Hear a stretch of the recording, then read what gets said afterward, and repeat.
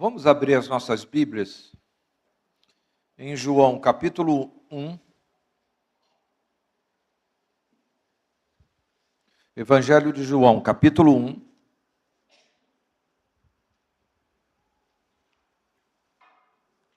Nós vamos ler os versos 1 e 14, tá bom? O verso 1 e o verso 14, em seguida. Podemos ler juntos, porque são só 2 versículos, né?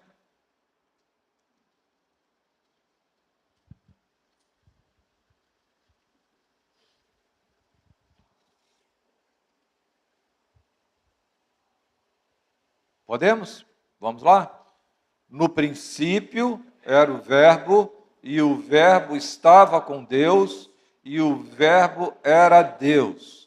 E o Verbo se fez carne e habitou entre nós, cheio de graça e de verdade. E vimos a sua glória, glória como do unigênito do Pai. Amém. Tem algo interessante aí no Evangelho de João, porque ele escreveu esse evangelho no final do século, né, do primeiro século. Quando os outros evangelhos, Mateus, Marcos e Lucas, já circulavam há mais de 20 anos. E bem depois, então, João veio escrever esse livro dele, o Evangelho de João. João escreveu esse evangelho quando todos os apóstolos já tinham passado pelo viés do martírio, porque ele foi o único que sobrou. Ele foi o apóstolo mais antigo, mais velho, e ele foi exilado lá na ilha de Pátimos, não sei se vocês têm conhecimento disso, já bem idoso, e lá ele recebe, né, revelações assim, extraordinárias a respeito do futuro. Lá ele é consolado porque ele entende, né, quando ele recebe a revelação do Apocalipse, ele entende que o Senhor está no controle de todas as coisas e que o céu reina a despeito das circunstâncias difíceis que a igreja estava vivendo naquela época. E João escreveu esse evangelho para defender a fé cristã de um ataque que a igreja estava sofrendo, de uma heresia perigosa chamada gnosticismo, que essa doutrina gnosticista, ela negava a divindade de Jesus Cristo. E João escreve, então, o evangelho exatamente para defender que Jesus é divino, que ele é um ente santo, glorioso, redentor. E ele abre, gente, né, o evangelho como se abrindo assim para a gente, para nós, cortinas da eternidade. Quando ele escreve esse evangelho, é como se ele estivesse acendendo luzes no palco da história e apresentando Jesus como o glorioso Deus encarnado, como o nosso glorioso Redentor. Então, o livro de João é um livro espetacular. Se você quiser conhecer a respeito de Jesus com consistência, leia o livro de João. Eu sempre indico, né, para quem está começando na sua fé, ler o livro de João. E ele começa assim, como nós lemos agora. No princípio era o Verbo, e o Verbo estava com Deus, e o Verbo era Deus. Há 3 coisas aqui importantes que a gente precisa destacar. Primeiro, a eternidade de Jesus Cristo. Jesus é eterno. Você já pensou nisso? Que Jesus é eterno. No princípio era o Verbo. E este verbo aqui, no pretérito imperfeito, né, esse verbo ser, no pretérito imperfeito, significa que quando tudo teve início, ele já existia. Ele já pré-existia lá no começo, significando que Jesus sempre existiu. Ele não passou a existir quando ele se encarnou. Ele sempre existiu. Desde o princípio ele já existia, ele pré-existe ao começo. Antes de existir começo, olha que coisa maravilhosa, antes de existir qualquer começo, ele já existia. Ele preexiste ao tempo. Antes de existir o tempo, ele já existia. Ele preexiste à história. Antes de existir a história, ele já existia. Logo, a gente entende que ele é eterno e também são eternos os seus atributos, que são atributos do próprio Deus. Em segundo lugar, o texto nos coloca que ele estava com Deus. O que isso significa? Que ele estava face a face com Deus. Se Deus é uma pessoa, e é uma pessoa, se o Verbo estava face a face com Deus, logo a gente entende que Jesus não é um ser impessoal, como pensavam os gregos. Os gregos pensavam que Jesus era uma emanação do divino, era uma manifestação do divino, mas não era algo tangível, real. Mas João está defendendo aqui que ele é um ser pessoal, da mesma essência de Deus. Em outras palavras, Jesus é Deus de Deus, ele é luz de luz, coigual a Deus, ele é consubstancial com o Pai, da mesma substância do Pai. E João conclui o seu raciocínio dizendo assim: e o Verbo era Deus. Tem algo tão extraordinário aqui, note algo sublime aqui. Jesus Cristo não é um ser inferior a Deus, ele é o próprio Deus. Embora a nossa cabecinha pequena, humana, tenha dificuldade de entender isso, mas Jesus era o próprio Deus, porque nele estava, ele é a essência do próprio Deus. Ele não é apenas um ser superior aos anjos, ele é da mesma essência de Deus, ele tem os mesmos atributos, as mesmas qualidades, ele realiza as mesmas obras, ele é o Criador, porque todas as coisas que existem à nossa volta foram criadas por intermédio dele, sem ele nada do que se foi feito se fez. Ele é também o nosso Criador, ele é autoexistente, pois a vida estava nele. Olha a importância que João dá à pessoa de Jesus. E ele vai iluminando a nossa mente a respeito de Jesus. Alguém pergunta, mas quem criou Deus? Alguém pode perguntar, mas quem criou Deus?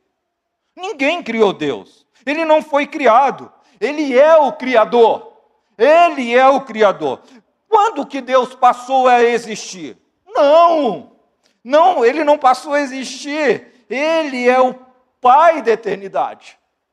Ele é o Pai da eternidade. Todas as coisas vieram à existência porque ele deu vida a todos. E a gente começa a ficar encantado por quem Jesus é.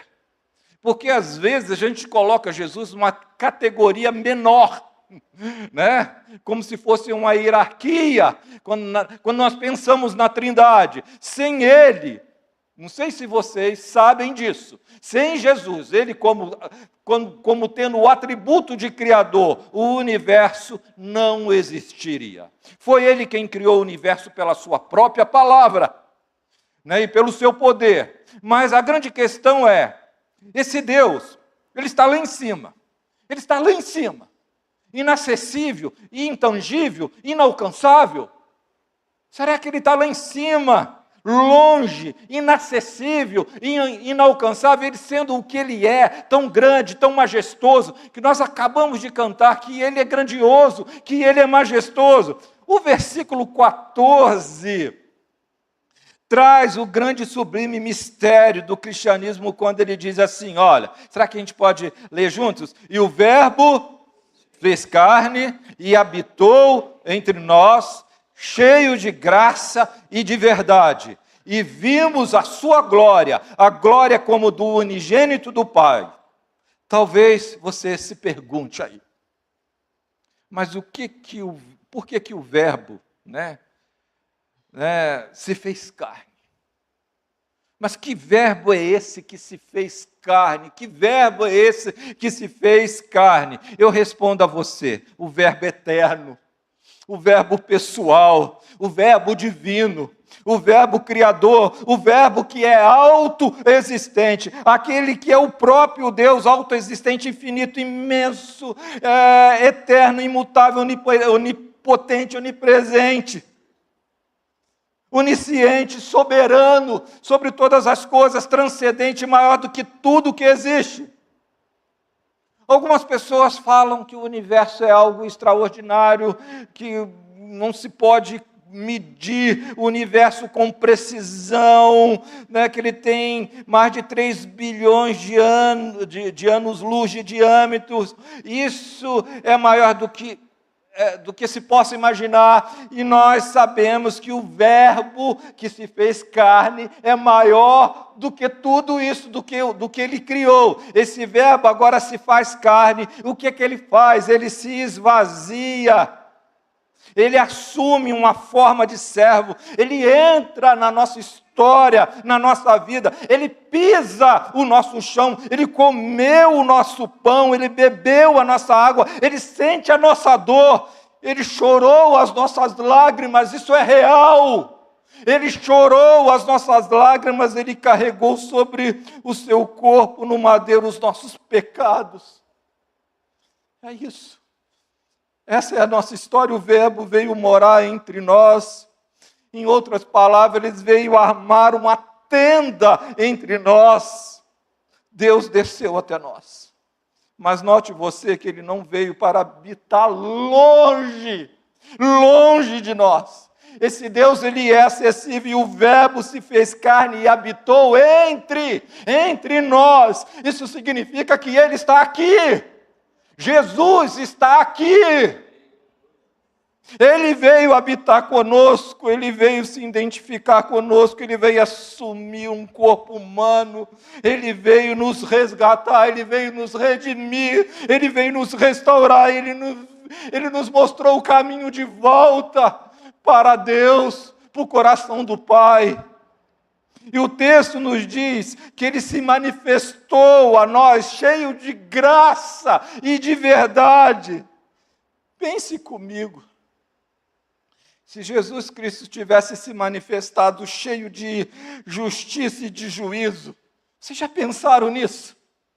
Se Jesus Cristo se manifestasse cheio de justiça e de juízo, o que seríamos de nós? O que seria de nós? A Bíblia diz que o melhor de nós, as nossas justiças, né, aos olhos dele, não passam de trapos de imundícia. Nós não somos bons, nós somos perversos, nós merecíamos ser fulminados por Deus, mas ele veio até nós cheio de graça e nos apanhou arruinados, condenados, depravados, sujos, mortos nos nossos delitos e pecados.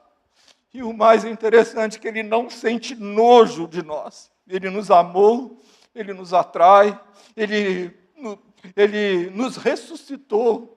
Gente, ele nos deu vida.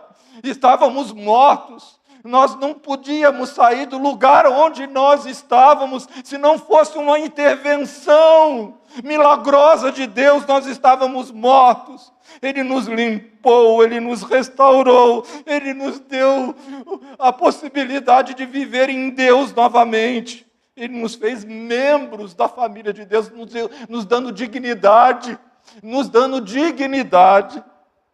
O texto, ele conclui dizendo o seguinte: vimos a sua glória como do unigênito do Pai.